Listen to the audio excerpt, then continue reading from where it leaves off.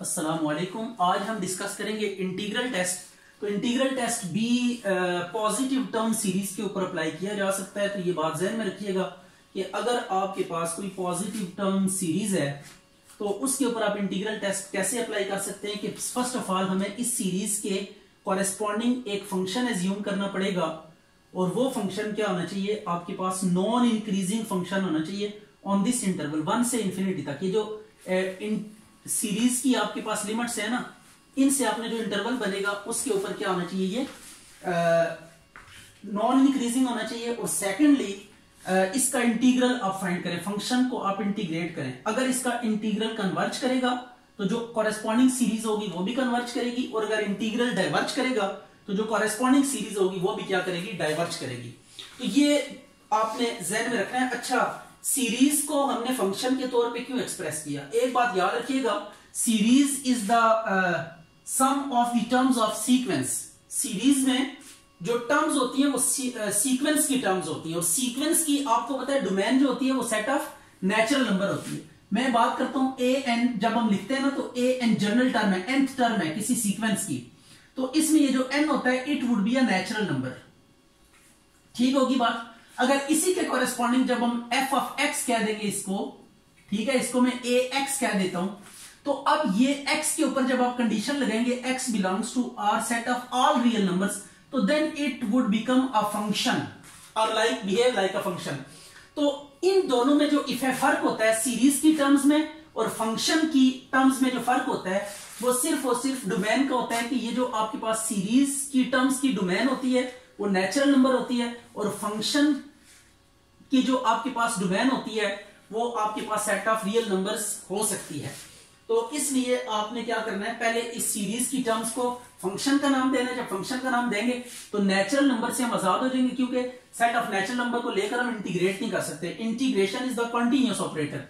ये आप अगर थ्योरम इसका है हमारे पास कि integral is a continuous function. जब किसी फंक्शन के ऊपर आप इंटीग्रल अप्लाई करते हैं किसी भी एक्सप्रेशन के ऊपर, तो उससे जो रिजल्ट आता है, जो फंक्शन आता है वो कंटीन्यूअस फंक्शन होता है। तो अब कंटीन्यूअस फंक्शन जितने भी होते हैं वो रियल लाइन के ऊपर डिफाइंड होते हैं। जब उनका ग्राफ आप प्लॉट करते हैं तो उनमें किसी पॉइंट पे ब्रेक नहीं होनी चाहिए, तो तब हम कहते हैं कि with in that interval function क्या है, कंटीन्यूअस है।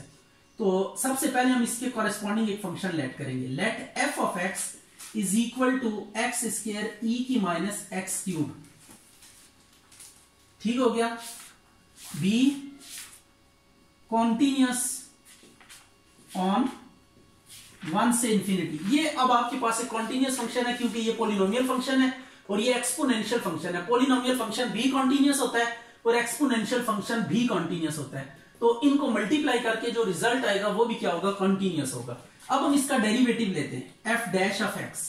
इसका डेरिवेटिव में प्रोडक्ट रूल लगेगा, 2x e की minus X cube as it is, फिर plus X square as it is e की माइनस एक्स क्यूब, और ये आ गया माइनस 3x स्क्वायर। आपने करना ये है कि e की माइनस एक्स क्यूब को बाहर कॉमन निकाल लेना है, और ये 2x माइनस 3x की 4 ये आ गया। ठीक होगी बात। अच्छा, अब ये हमने डेरिवेटिव क्यों लिया है? डेरिवेटिव बेसिकली बताता है कि कोई फंक्शन इंक्रीजिंग है या डिक्रीजिंग है।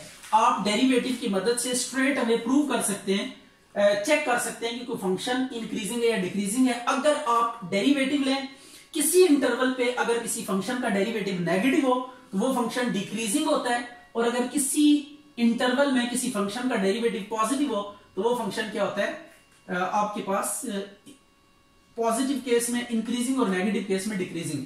तो अभी हमने डेरिवेटिव लिया, अब हम देखते हैं कि ये डेरिवेटिव पॉजिटिव है या नेगेटिव है।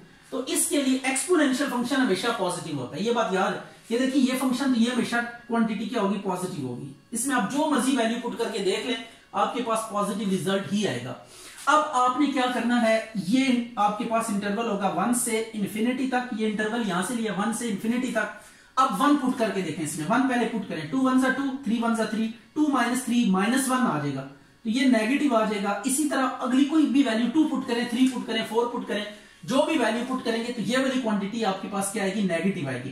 प्लस इंटू माइनस क्या होगा, नेगेटिव ऑन, ये आप लिख सकते हैं नेगेटिव ऑन 1 से इंफिनिटी। तो इसका मतलब ये कि जो डेरिवेटिव हमने लिया है ये आपके पास इस इंटरवल में क्या नेगेटिव है। तो this implies F of X is decreasing on 1 से इंफिनिटी। तो ये एफ ऑफ एक्स आपके पास क्या आ गया, डिक्रीजिंग हो गया है, कहां से कहां तक, फ्रॉम 1 से इंफिनिटी। अब इसके बाद हमने क्या करना है, ये डिक्रीजिंग हो गया, अब हमने इंटीग्रेट कर देना स्ट्रेट अवे इसको। नाउ अगर डिक्रीजिंग हो तो तब आगे मूव करना है, अगर डिक्रीजिंग ना हो तो आगे मूव नहीं कर सकते। यह आ गया एक्स स्क्वायर ई की minus X cube D x. हम एक्स क्यूब को पुट कर देते हैं कुछ, पहले इसको थोड़ा सा रीअरेंज कर दें और फिर इसको पुट भी कर देते हैं, ई की minus X cube into x square. ये अब इंटीग्रेशन है, तो सो इंटीग्रेशन के रूल्स अगर आपको आते होंगे तो देन आप इजीली प्रोसीड कर सकेंगे। Put X square is equal to T, sorry X cube को हम टी पुट कर, ये जो ई की पावर एक्स क्यूब है इसको हम टी पुट कर देते हैं, इसका डेरिवेटिव लें 3x square D X is equal to D T, 3 को उधर डिवाइड करने जाके X square D T by 3। अब लिमिट आप चेंज करें, when x is equal to 1, जब x 1 है इधर 1 पुट करें तो 1 का क्यूब 1, तो t इज इक्वल टू 1 आ जाएगा। जब x is equal to infinity, इधर इंफिनिटी पुट करें, इंफिनिटी का क्यूब इंफिनिटी होगा, तो t is equal to infinity. मतलब लिमिट पे कोई फर्क नहीं पड़ा इस सब्स्टिट्यूशन से। दिस इंप्लाइज जब आप लिमिट आप पुट करेंगे तो ये 1 से इंफिनिटी एज इट इज आ जाएगा, e की माइनस टी, और ये आ जाएगा एक्स स्क्वायर डी एक्स की जगह पे डी टी बाय 3। इसकी वैल्यू भी हमारे पास है और x की जगह पे हमने t पुट कर दिया, एक्स क्यूब की जगह पे। अब 1/3 को बाहर निकाल लें और e की माइनस टी को इंटीग्रेट करें तो यह आ जाएगा e की माइनस टी ओवर 1 से इंफिनिटी। तो अब अपर माइनस लोअर लिमिट अप्लाई करें, ये -1 आ गया, e की माइनस इंफिनिटी e की माइनस 1, तो e की माइनस इंफिनिटी कितने के इक्वल होता है, 0 के, और ये आ गया 1/e, तो ये आ जाएगा 1/3e। अब ये नॉट इक्वल टू इंफिनिटी है, अगर ये इंफिनिटी के इक्वल ना है इंटीग्रल, तो this implies i is convergent. I क्या है, कन्वर्जेंट है। सो बाय इंटीग्रल टेस्ट ये जो गिवन सीरीज है ये भी क्या है, कन्वर्ज। अगर इंटीग्रल कन्वर्जेंट हो तो सीरीज भी। अच्छा, ये आप ध्यान में रखिएगा कि जब कभी भी आप इंटीग्रल टेस्ट लगाएंगे तो उससे पहले आप कैलकुलस की जो 5.3 एक्सरसाइज है इम्प्रॉपर इंटीग्रल्स वाली, उसको आप स्टडी कर लीजिएगा, क्योंकि यहां पे इम्प्रॉपर इंटीग्रेशन, ये 1 से इंफिनिटी तक इंटरवल इज इनफाइनाइट, तो अगर किसी फंक्शन का इंटरवल इनफाइनाइट हो तो वो इम्प्रॉपर इंटीग्रल होता है। उसके अगेंस्ट जब भी आप लिमिट ऑफ इंटीग्रेशन में एक जो लिमिट है वो इंफिनिटी हो जाए तो ये आपके पास इम्प्रॉपर इंटीग्रल बन जाता है। इसको डील करने का एक अपना मेथड है जो 5.3 एक्सरसाइज आप पढ़ के अच्छे तरीके से अंडरस्टैंड कर सकते हैं, तो आप उसको सीखने के बाद ही इसकी तरफ मूव करिएगा, टेस्ट की तरफ, अदरवाइज ये आपके लिए काफी ट्रबल्स क्रिएट कर सकता है।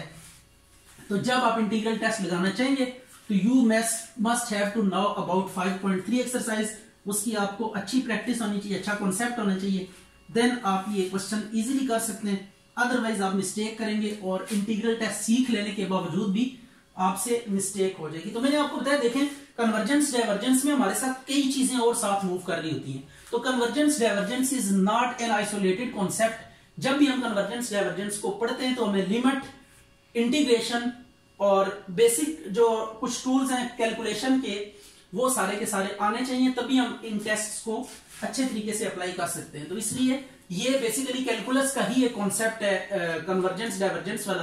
तो जितनी अच्छी आपको कैलकुलस आती होगी उतनी अच्छे तरीके से आप ये टेस्ट परफॉर्म कर सकते हैं। एक और क्वेश्चन हम करते हैं ये इसका इंटीग्रल टेस्ट की मदद से, 1/2n-1 की पावर 1/3। इसमें भी हम सबसे पहले क्या करेंगे, late f of x is equal to 1/2x-1 की 1/3, इसको फिर ऊपर ले जाएंगे 2x-1 की -1/3, बी कॉन्टिन्यूअस ऑन 1 से इंफिनिटी। अब इसका डेरिवेटिव लें भाई, f डैश ऑफ x, ये 1/2 पे अनडिफाइंड है। अगर आप यहाँ पे 1/2 पुट करें ना, 2 से कट जाएगा, यहाँ पे 1/2 पुट करें 2 से कट जाएगा, 1 - 1 0, समथिंग ओवर 0 कितना होता है, इंफिनिटी।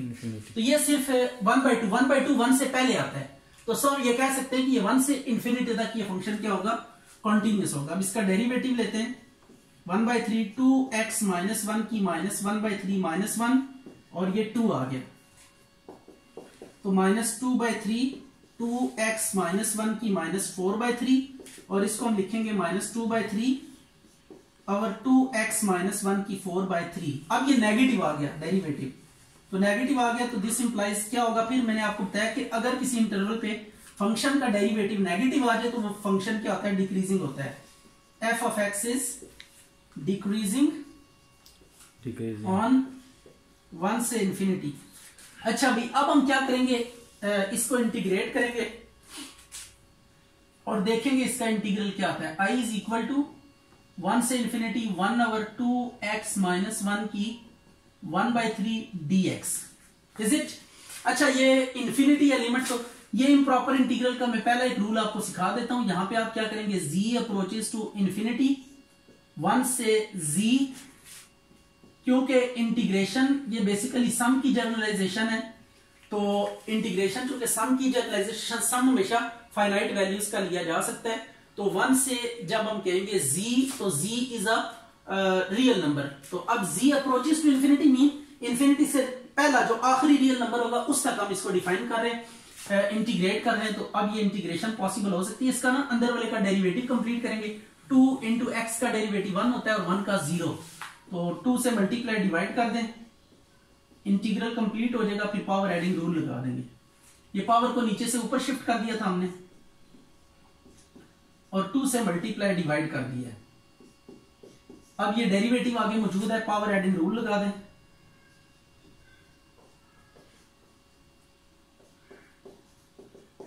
-1/3 प्लस 1 और -1/3 प्लस 1, 1 से z।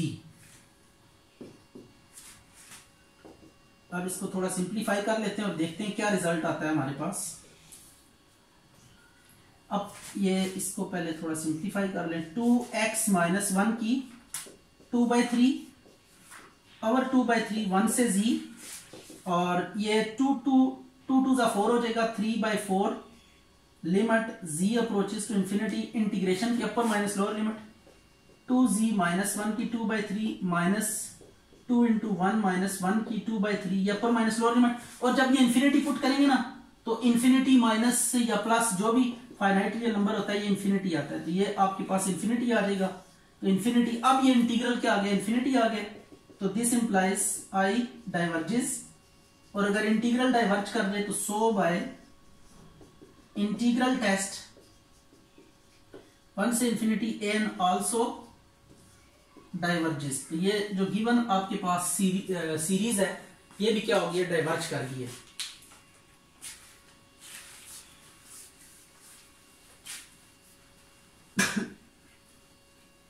ये फिर याद रखिएगा कि ये पॉजिटिव टर्म सीरीज को अभी तक हमने डिस्कस किया।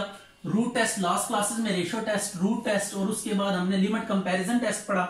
तो ये पॉजिटिव टर्म सीरीज का सेकंड लास्ट टेस्ट है इस कोर्स के मुताबिक, जो कि है आपके पास इंटीग्रल टेस्ट। इसके बाद बेसिक कंपैरिजन टेस्ट भी है। तो ये सबसे पहले हम सीख रहे हैं पॉजिटिव टर्म्स को लेकर। इसके बाद हम अल्टरनेटिंग सीरीज को लेकर भी क्या करेंगे, कुछ टेस्ट डील करेंगे। अच्छा जी, ये एक क्वेश्चन नंबर है आपके पास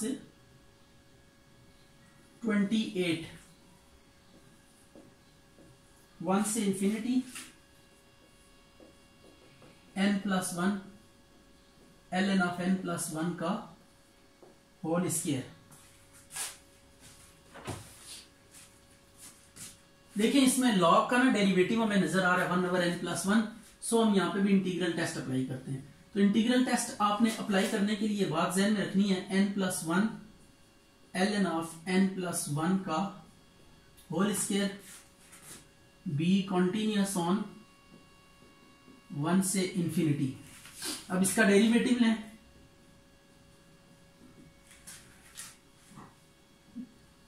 डेरिवेटिव के लिए हम क्या करेंगे, पहले पावर को ना ऊपर शिफ्ट कर देंगे दोनों की, यह आ जाएगा n+1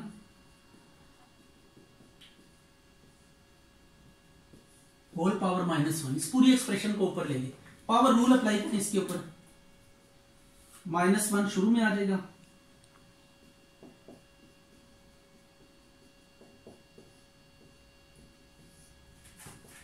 ये -2 हो जाएगा। अंदर वाले का दोबारा डेरिवेटिव लेंगे, 1 into L N of n plus 1 का होल स्क्वायर plus n plus 1 2 into L N of n plus 1 और एल एन प्लस 1 का अगेन डेरिवेटिव n प्लस 1 आ जाएगा। ये n प्लस 1 से कैंसिल हो गया। अब इसको दोबारा से रीसेट कर लेते हैं। लॉग की जो वैल्यूज आएंगी ना, आप ये बात याद रखिएगा, वो पॉजिटिव ही आती हैं।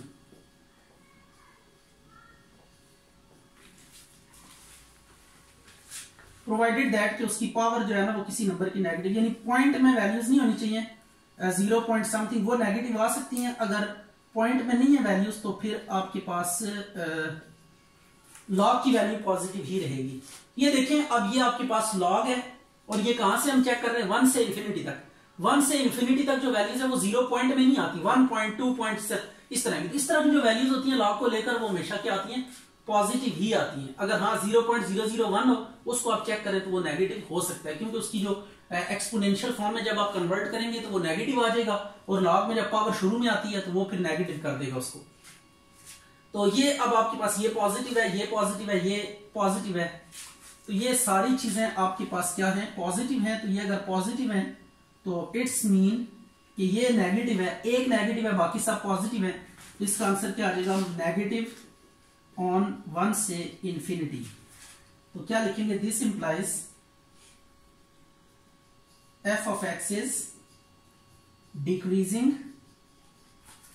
on 1 से इंफिनिटी। ये 1 से इंफिनिटी तक क्या है, डिक्रीजिंग है।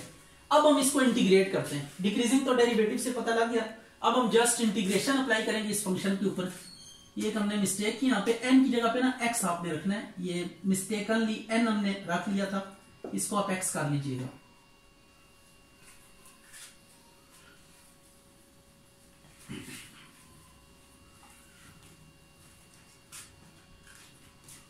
अब इसको मैं तो क्विकली इंटीग्रेशन अप्लाई करता हूं। आप लोगों ने जब भी इंटीग्रेशन अप्लाई करनी है तो इसमें इम्प्रॉपर इंटीग्रल वाली टेक्निक आपने यूज करनी है, then you will be able to perform in a very well manner. तो ये अब आप इसको ऊपर ले जाएं, पावर को 1 से infinity log of x plus 1 की पावर -2 और 1/x प्लस 1। ये देखें फंक्शन का आगे डेरिवेटिव मौजूद है, पावर है, तो पावर एडिंग रूल हम अप्लाई करेंगे। x प्लस 1 की पावर -2 प्लस 1 और -2 प्लस 1 1 से इंफिनिटी। अब इसको सीधा करके लिखे -1/ln ऑफ x प्लस 1 1 से infinity -1/ln of infinity -1/log 1 plus 1। तो ये log इंफिनिटी होता है, समथिंग ओवर इंफिनिटी 0 हो जाएगा, तो अल्टीमेटली वी गेट log 2 1/, के साथ। तो अब ये जो इंटीग्रल का आंसर है 1/log 2 है, which is not equal to infinity. This implies integral converges. अगर इंटीग्रल कन्वर्ज कर गया तो so by integral test an also converges. ठीक है।